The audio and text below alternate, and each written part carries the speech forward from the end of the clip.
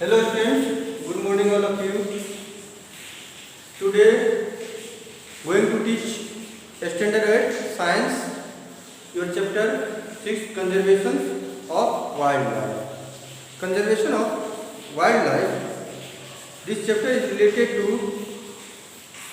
chapter 7 conservation of plants and animals.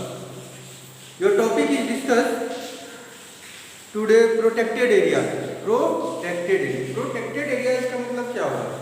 ऐसे animals plants को जिसको सुरक्षित करके रखा जाता है, जिसका एक फिक्स्ड रीजन हो, चारों साइड से वो किसी न किसी के द्वारा जो है ब्रैकेट किया हुआ हो और उसमें कोई भी अदर पर्सन्स जो है नहीं जा सकता है। हंटिंग के लिए ऐसे एनिमल्स को सुरक्षा प्रोटेक्शन प्रदान करता है, सुरक्षित रखा जाता है लॉन्ग टाइम के लिए।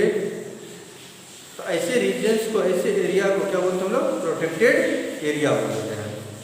इस प्रोटेक्टेड एरिया में आते हैं बहुत सारे नेशनल पार्क आते हैं, वाइल्ड सेंचुरीज आते हैं। ऐसे ऐसे एनिमल्स और वाइल्ड सेंचुरीज है। जैसे नेशनल पार्क में कौन कौन नेशनल पार्क है? अप्रॉक्स में इंडिया में 102 नेशनल पार्क्स हैं। और वो कौन कौन से हैं? जिम कॉर्बेट नेशनल पार्क जो उत्तराखंड, जो टाइगर के लिए काफ़ी फेमस है, उत्तराखंड में है। कौन से स्टेट में? उत्तराखंड में है Jim Corbett national park.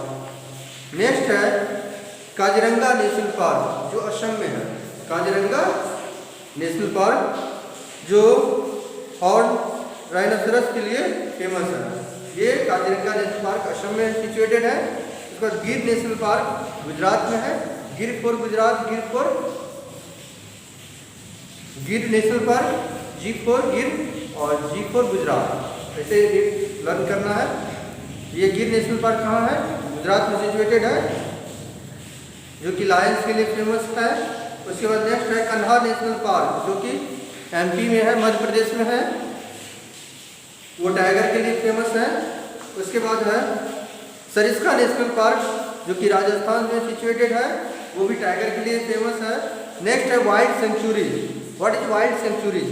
It is an area which is strictly reserved, which area is strictly reserved for the protection of wild life in their natural habitat. It's called wild sanctuaries. Wild sanctuaries भी national park की ही तरह है, जिसमें strictly जो है ऐसे animals को, ऐसे प्लांट्स को प्रोटेक्ट करके रखा जाता है, प्रोटेक्शन दिया जाता है।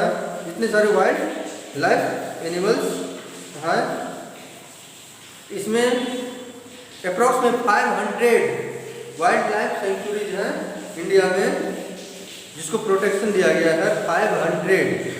वो है भरतपुर बर्ड सेंचुरीज जो कि राजस्थान में है, जो कि साइबेरियन क्रेन्स के लिए फेमस है वहाँ। उसके बाद है चिल्का लेक बर्ड सेंचुरीज। ये चिल्का लेक बर्ड सेंचुरीज कहाँ है? उड़ीसा में सिचुएटेड है, वो भी बर्ड्स के लिए फेमस है। नेक्स्ट है Sultanpur lake and sanctuaries. Sultanpur lake and sanctuaries bird sanctuary जो कि हरियाणा में सिचुएटेड है, ये भी बर्ड्स के लिए फेमस है। और भी कई सारे, उसके बांदीपुर सेंचुरी कर्नाटक में है, एलिफेंट के लिए फेमस है, इंडियन एलिफेंट के लिए। मडुमलाई सेंचुरी जो कि तमिलनाडु में है सिचुएटेड है, वो भी इंडियन एलिफेंट के लिए फेमस है। इसी तरह बायोस्फीयर रिजर्व भी है। ये बायोस्फीयर रिजर्व क्या है? A multipurpose protected area which is developed to conserve diversity and also to educate, train and create awareness about environmental aspects and co-friendly living is called biosphere reserve. There are 18 biosphere reserve in India. India में कितना है? 18 biosphere reserve है।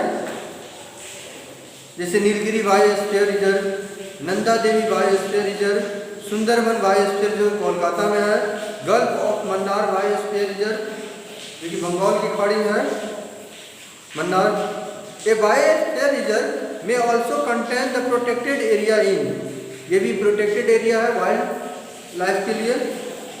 उसके बाद Pachmarhi, biosphere reserve, Satpura biosphere reserve, ऐसे ऐसे है।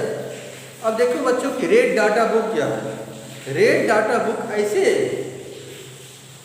Animals, birds के लिए तैयार किए जाते हैं जो कि इस वर्ल्ड में नहीं है। तो वैसे जो विलुप्त हो गया है, जो जिसका जाति जो है प्रजाति वो खत्म हो गया है, ऐसे बर्ड्स के, ऐसे एनिमल्स को जो है रखा जाता है किसमें, रेड डाटा बुक में। ये जो है WCU एक ऑर्गेनाइजेशन है, उस WCU इसके लिए वर्क करता है रेड डाटा बुक तैयार करने के लिए। फर्स्ट टाइम में रेड डाटा बुक जो तैयार किया गया था, एनिमल्स के लिए पब्लिश हुआ था, वो 1991 में हुआ था। कब हुआ था? 1991 में।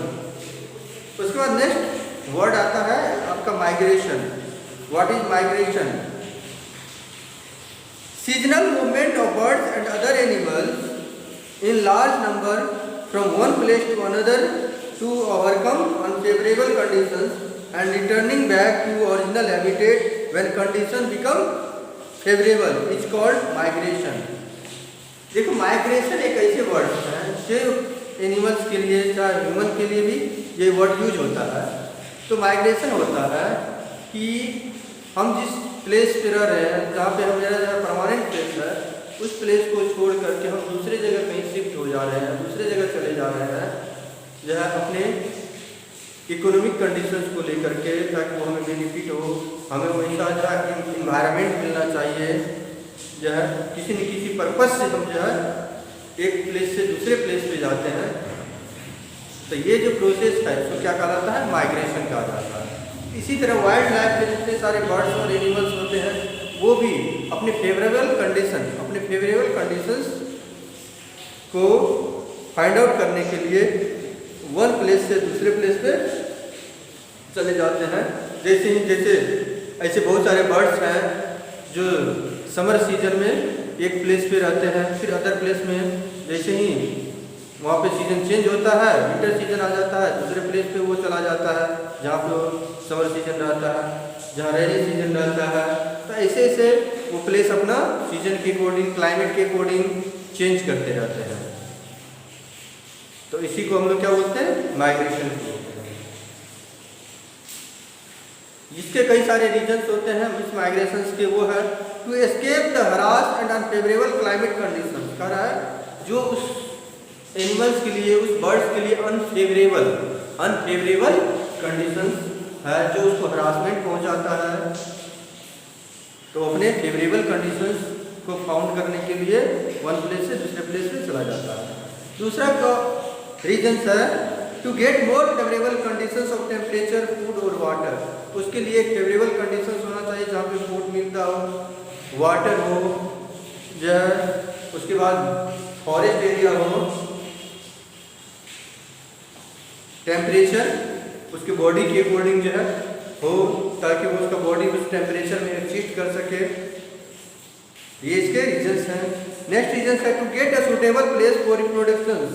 उसके बाद ऐसे बर्ड्स हैं जो अपने पॉपुलेशन को इंक्रीज करने के लिए रिप्रोडक्शन करता है, तो उसके लिए भी फेवरेबल कंडीशन होना चाहिए, फेवरेबल जो है एरियाज होना चाहिए, फेवरेबल क्लाइमेट होनी चाहिए, फेवरेबल टेम्परेचर होनी चाहिए।